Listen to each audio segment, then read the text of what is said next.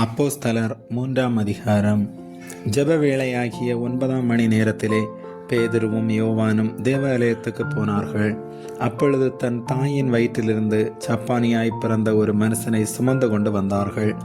தேவாலயத்திலே பிரவேசிக்கிறவர்களிடத்தில் பிச்சை கேட்கும்படி நாடோறும் அவனை அலங்கார வாசல் எனப்பட்ட தேவாலய வாசலண்டையிலே வைப்பார்கள். தேவாலயத்திலே பிரவேசிக்கப் போகிற பேதுருவையும் யோவானையும் அவன் கண்டு பிச்சை கேட்டான்.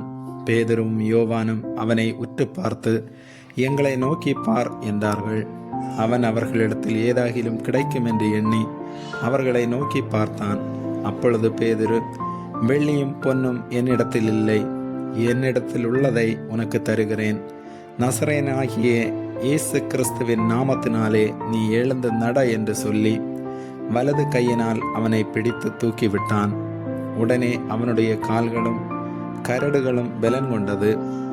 அவன் குதித்தெழுந்து நின்று நடந்தான். நடந்து குதித்து தேவனை துதித்து கொண்டு அவர்களுடனே கூட தேவாலயத்திற்குள் பிரவேசித்தான்.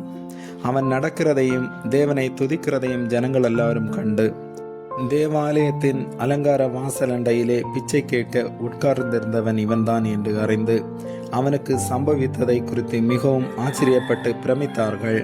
குணமாக்கப்பட்ட சப்பானி பேதுருவையும் யோவானையும் பற்றி கொண்டிருக்கையில் ஜனங்கள் எல்லாரும் பிரமித்து சாலமன் மண்டபம் எனப்பட்ட மண்டபத்திலே அவர்களிடத்திற்கு ஓடி வந்தார்கள். பேதுரு அதை கண்டு ஜனங்களை நோக்கி, இஸ்ரவேலரே, இதை குறித்து நீங்கள் ஆச்சரியப்படுகிறதென்ன?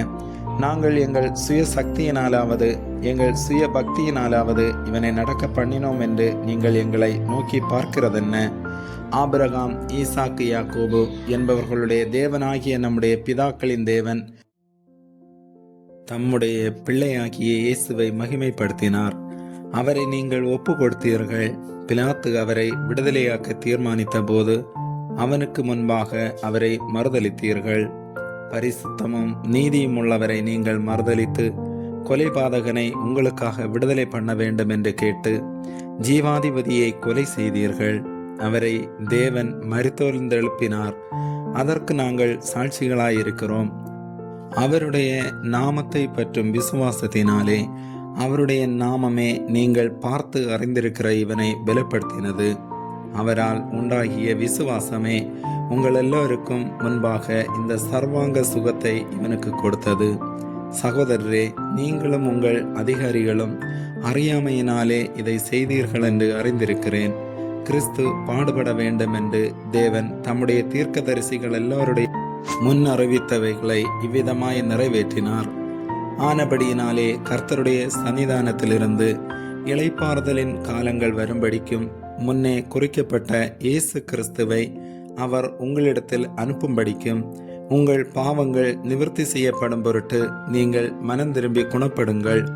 உலக தோற்றம் முதல் தேவன் தம்முடைய பரிசுத்த தீர்க்கதரிசிகள் எல்லோருடைய வாக்கினாலும் உரைத்தவைகள் எல்லாம் நிறைவேறி தீரும் காலங்கள் வருமளவும் பரலோகம் அவரை ஏற்றுக்கொள்ள வேண்டும். மோசே பிதாக்களை நோக்கி, உங்கள் தேவனாகிய கர்த்தர் என்னை போல ஒரு தீர்க்கதரிசியை உங்களுக்காக உங்கள் சகோதரரிலிருந்து எழும்ப பண்ணுவார். அவர் உங்களுக்கு சொல்லும் எல்லாவற்றிலும் அவருக்கு செவி கொடுப்பீர்களாக. அந்த தீர்க்கதரிசியின் சொற்கேளாதவனவனோ அவன் ஜனத்தில் இராதபடிக்கு நிர்மூலமாக்கப்படுவான் என்றான்.